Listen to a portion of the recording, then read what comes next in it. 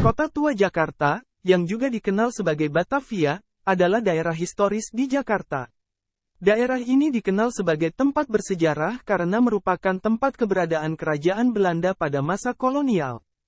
Kota Tua Jakarta dibangun pada abad ke-17 oleh Gubernur Jenderal Jan Pieterszoon Cowen, yang menjadikan Jakarta sebagai ibu kota kerajaan Belanda di Asia Tenggara.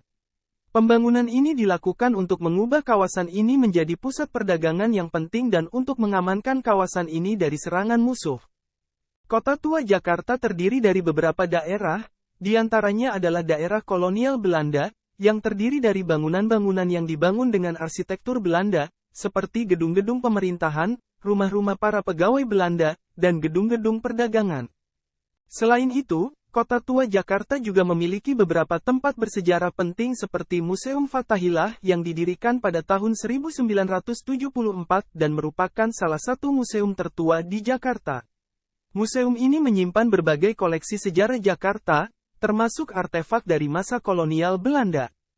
Selain itu, Kota Tua Jakarta juga memiliki beberapa tempat wisata lain seperti Taman Fathahillah, yang merupakan taman kota yang dibangun oleh Belanda dan merupakan tempat favorit bagi warga Jakarta untuk bersantai. Taman ini juga menyimpan beberapa patung-patung sejarah yang menggambarkan perjuangan bangsa Indonesia.